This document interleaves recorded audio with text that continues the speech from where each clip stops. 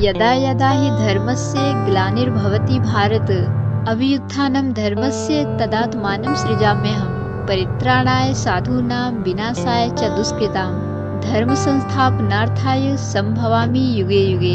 ये जो श्लोक है वो भागवत गीता के अध्याय 4 में आता है, श्लोक नंबर 78। इसका अर्थ तो सबको ही लगभग पता होगा कि जब जब इस पृथ्वी पर धर्म की हानि होती है और अधर्म का विकास होता है, तब तब मैं स्वयं जन्म लेता हूँ अच्छे लोगों की रक्षा के लिए और बुरे लोगों के विनाश के लिए, और धर्म की पुनः स्थापना के लिए मैं युग युग में अवतरित होता हूँ। आज यही अर्थ प्रचलित है, इससे आगे कोई सोचना और जानना ही नहीं चाहता। आखिर कृष्ण जी ने बोला क्या था, वो उस समय किस धर्म की स्थापना की बात कर रहे थे, आखिर धर्म का वास्तविक अर्थ क्या है, अवतार का क्या अर्थ होता है। आज हम ये सारी बातें समझेंगे।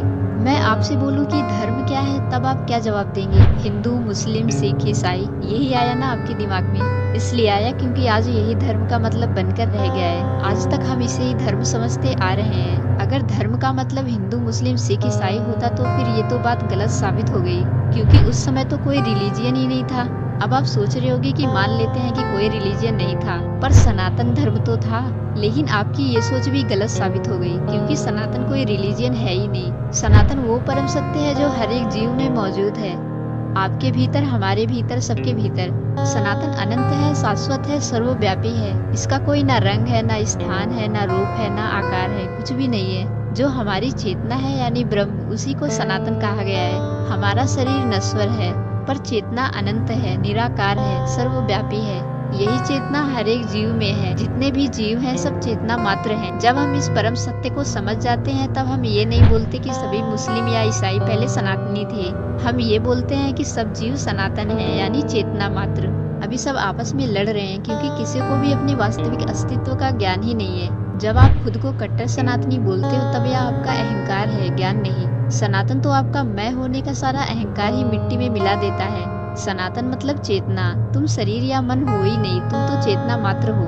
अब आपको समझ में आया होगा कि सनातन क्या है। अब आपको गीता का ये श्लोक अच्छे से समझ आएगा। धर्म का वास्तविक अर्थ होता है सत्य में स्थित होना।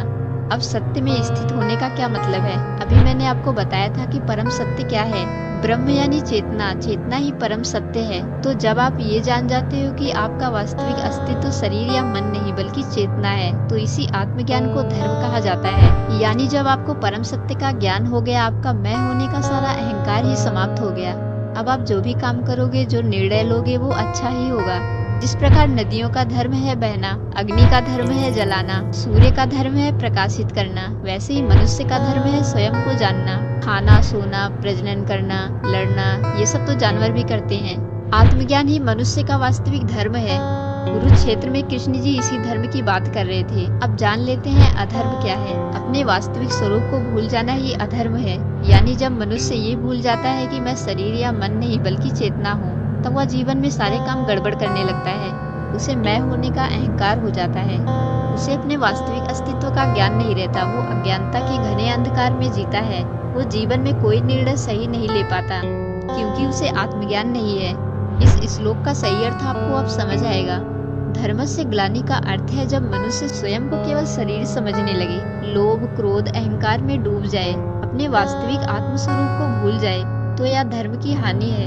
अधर्मस्य अभ्युत्थानम, इसका अर्थ है जब मनुष्य में अज्ञान बढ़ जाता है, मैं केवल शरीर हूँ, इस भ्रम में जीने लगता है। तदात्मानं सृजाम्यहम्, इसका अर्थ है सत्य स्वयं को प्रकट करता है। सत्य यानी चेतना किसी न किसी शरीर में स्वयं को प्रकट करती है। जब जब अज्ञान बढ़ता है, तब तब ज्ञान प्रकट होता है। आज अज्ञान बढ़ा है इतना, इसलिए ज्ञान प्रकट हुआ है। लेकिन ऐसे ज्ञान को समझने, जानने और जीवन में उतारने वालों की संख्या बहुत ही कम है, क्योंकि सत्य को एक्सेप्ट करना सबके बस की बात नहीं होती। उस समय कृष्ण की बात को समझने वाला केवल एक अर्जुन ही था, जिनको वेदांत का ज्ञान कृष्ण जी ने दिया था। परित्राणाय साधूनाम, साधु मतलब केवल भगवा वस्त्र पहनने वाला व्यक्ति नहीं। साधु का मतलब है जिनका मन सत्य की ओर है। जैसे अर्जुन थे, वो जानना चाहते थे कि सत्य क्या है। उन्होंने कृष्ण जी से कहा, मुझे बताओ आखिर सत्य क्या है। तो ऐसे लोगों की रक्षा की बात कही गई है, जो आत्मज्ञान लेना चाहते हैं, जो अपने वास्तविक अस्तित्व को जानना चाहते हैं। विनाशाय च दुष्कृताम, इसका अर्थ क्या है? सबसे बड़ा दुष्कृत कौन? अज्ञान। इसलिए ज्ञान आने पर अहंकार नष्ट होता है, भ्रम नष्ट होता है, मिथ्या पहचान नष्ट होती है। धर्म संस्थापनार्थाय, इसका अर्थ क्या है? धर्म की स्थापना का अर्थ क्या है? धर्म की स्थापना का अर्थ किसी रिलीजियन की स्थापना करना नहीं है, बल्कि आत्मज्ञान की पुनर्स्थापना करना है। मनुष्य को उसके वास्तविक स्वरूप का बोध कराना है। युगे युगे का अर्थ क्या है? इसका अर्थ केवल अलग अलग युगों से नहीं है। इसका वेदांतिक अर्थ है जब जब मन में अज्ञानता उठती है तब तब ज्ञान स्वयं को प्रकट करता है।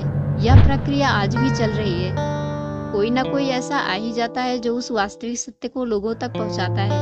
अब एक बार इस श्लोक का अर्थ छोटा करके अच्छे से समझ लेते हैं, जिससे आपको आसानी से समझ आ जाए। जब मनुष्य अपने वास्तविक स्वरूप को भूलकर अज्ञान में डूब जाता है, तब सत्य स्वयं को ज्ञान के रूप में प्रकट करता है। ज्ञान अज्ञान का नाश करता है और मनुष्य को पुनः उसके वास्तविक आत्म स्वरूप में स्थापित करता है।